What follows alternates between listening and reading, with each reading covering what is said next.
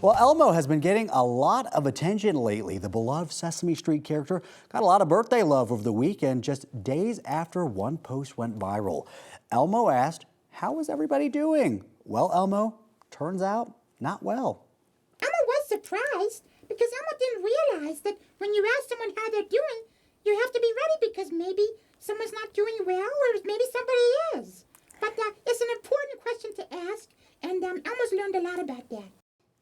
How is everybody doing? It is a simple question, one maybe more of us should be asking. So this morning, 9 News parenting expert and therapist Dr. Sheryl Ziegler joins us to talk about the phenomenon that one post has turned into. Thanks for coming in. Don't you just love his voice? I know. I know. It brings so back reminiscent. memories. It is. So this post had 19,000 responses. Why do you think it struck such a chord with people?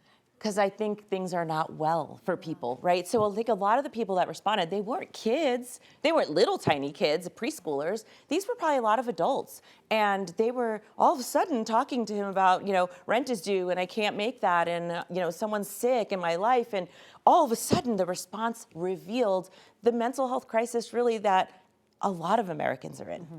For a lot of people to be so honest, I think was kind of a shock, especially on social media. What do you think it was about the specific post that allowed people to be so vulnerable? Yes, I think it was a perfect combination of Elmo's like the perfect therapist, right? So Elmo feels so non-judgmental and so sweet and so innocent that there wasn't this feeling of like, oh, if I put this out there, this is gonna go someplace. It was like, I can just do this because Elmo exudes compassion and empathy. Mm-hmm. And I also think that for many adults who probably responded, Elmo is our childhood. Yeah. And Sesame Street transcends from preschool years all the way through. Like no matter what, when you see a Sesame Street character, I think for most people, they feel this warm hug.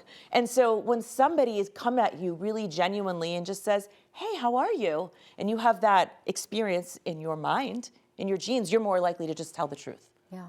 Elmo responded to some of these. What struck you about the responses? Oh my God, I don't know who writes for Elmo, but it was just beautiful responses. Like every response that I read was just a spot on, one or two sentence, like, gosh, that was the perfect response to that. So I think Elmo, there's been jokes about how, there must be somebody consulting with them, but just jokes about how he just knew what to say. Yeah. And I just want people to take that away. Sometimes when you tell somebody something big, the person, like let's say Elmo, could feel this responsibility like, oh my gosh, I'm supposed to have the perfect answer. I don't know what to say.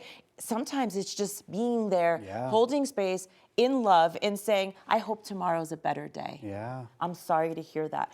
Don't feel like you have to have the perfect response. You just need to show up with love and kindness in so many cases. Absolutely. Talk to us about the fact that it seemed like since the time that the post happened over the course of the week, the answers started to change a little bit. Yes, isn't that fascinating? So it seems like Monday morning answers are way more doom and gloom, probably because you just came off of a weekend and who knows what happened, or you're not rested, you're tired, you had a fight with a partner.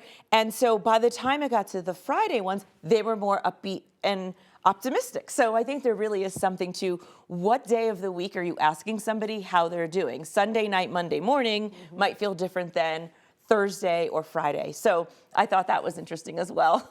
If someone is feeling this way, they don't want to talk to Elmo, they want something else, what are some other resources that are available? Yeah, I think to keep it in perspective, right now, 1 in 6 American adults reports having some sort of mental health crisis in any year, and 1 in 5 teenagers report these kinds of mental health numbers. So calling 988 is our new national crisis kind of hotline number, like a 911. And so I think that whether it's this story or anything about that made somebody think, maybe I'm not okay, really go seek out some resources, because it's not just you that's not okay. When we're talking about numbers that are 1 in 5 and 1 in 6, we really do have a very serious sort of emergency on our hands in terms of how people are doing. Yeah, for the people who feel isolated, seeing that thread definitely made you not feel so alone anymore. Yes. Well, Dr. Ziegler, that was really helpful. We appreciate your time.